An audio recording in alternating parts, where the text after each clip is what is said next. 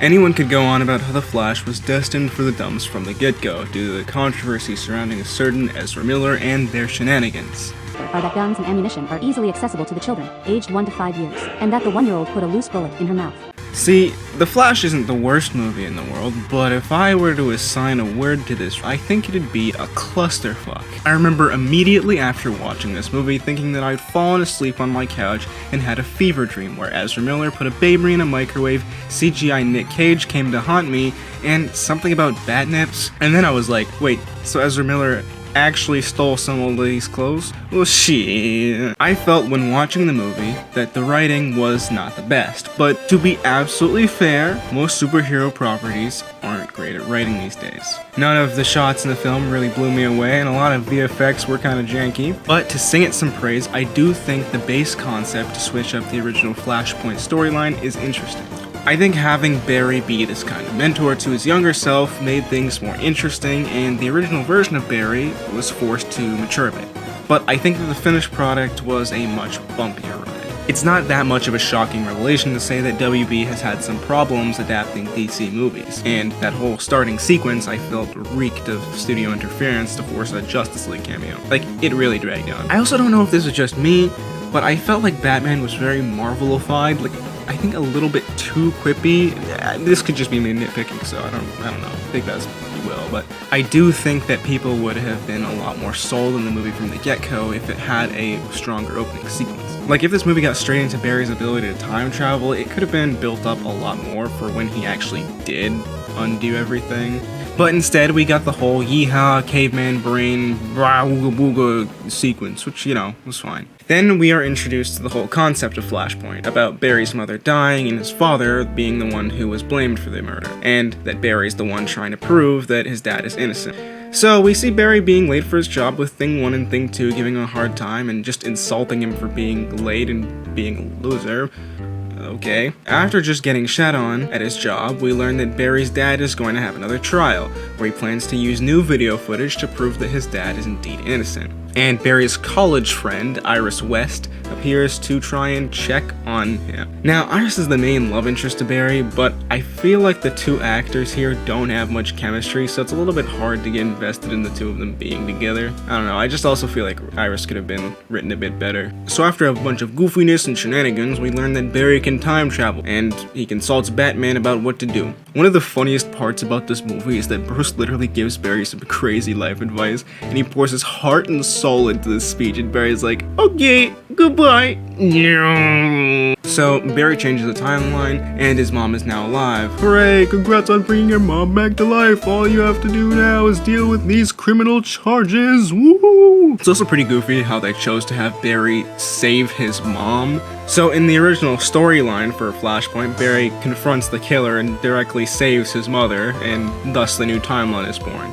In this movie, to save his mom, Barry has to buy a can of tomato sauce? I can't make this shit up. His logic is, yes, as long as they buy the can of tomato sauce that they forgot one day when shopping, Barry's dad will be home, thus Mama Allen lives. See, what I don't understand is if the guy's gonna kill someone, he could have just killed the dad too? Like, I don't know, like, what? Initially in the comics, you're like, oh, it's Reverse Flash, but here I guess it's just some dude who only grabs households without tomato sauce. Anyway, tomato sauce saves the day, don't question it. Now, Barry tries to go back to the future and live happily ever after, but he gets yeeted into 2013, where he does this.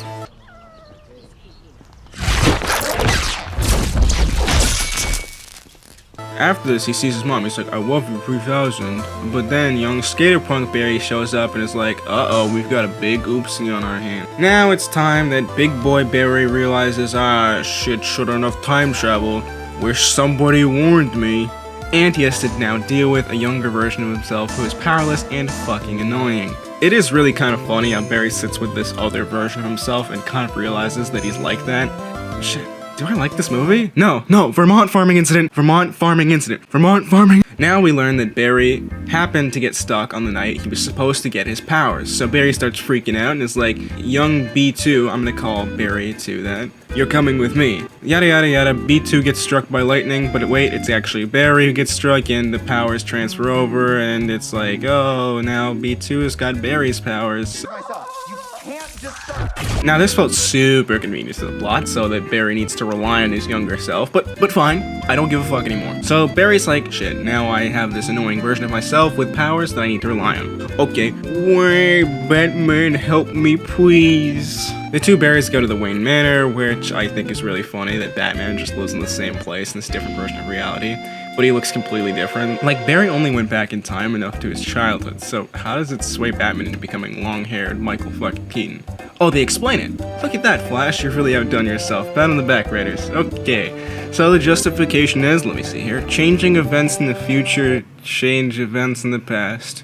Okie dokie, that spaghetti looks good, let's keep this going. So we get some cool moments with Michael Keaton as Batman, which honestly was pretty fun. I think Michael Keaton fit right back into where he left off as Batman. So now here's where things begin to ramp up the clusterfuckery. Now because this time travel mechanic follows the idea that a change in the future can change the past, Superman now doesn't exist on Earth. So they bring back Zod. Who the fuck is that guy? So the guy from the irrelevant Superman movie, I said it, that movie was boring as hell. We were all just blinded because Henry Cavill's a stud. I know Zod's like an important part of the comics, but he's just like a fucking brick. Quick side note, I 100% think that Henry Cavill is a great Superman, it's just not so great in movies, a lot like Andrew Garfield as Spider-Man. Anyway, so now Barry and Bruce are like, shit, the world's fucked up, we need some sort of Superman. They team up to bust Supergirl out of her encapsulation pod. Now I'm really going over this part quickly because it's like, kinda boring. But basically, now our heroes are like, oh shit, Zod's coming, we gotta power up. So Barry hits himself with lightning a few times, gets his powers back, and now our heroes are ready for the third act. Now cue the ultimate clusterfucking. This final battle filled me with tears, confusing pauses, and some of the hardest lasts I've ever had. Now we begin with a big climactic battle where shit goes to absolute shambles. So aside from wacky CGI in this battle, I'll sum up everything that happens.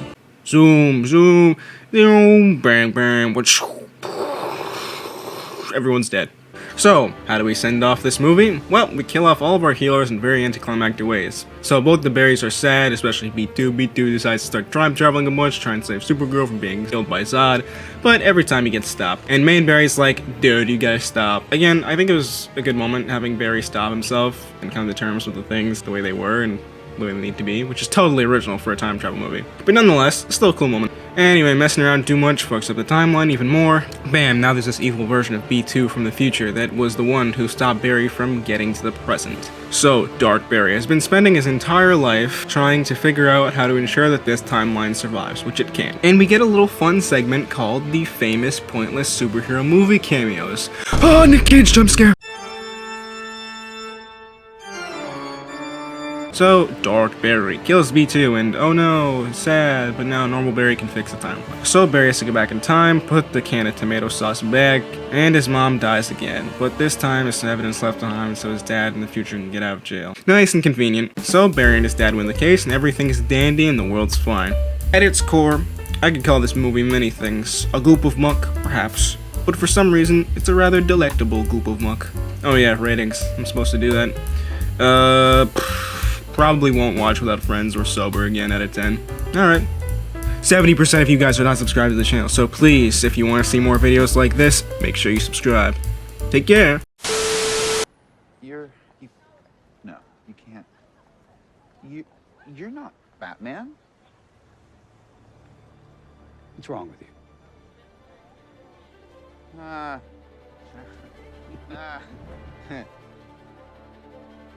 What?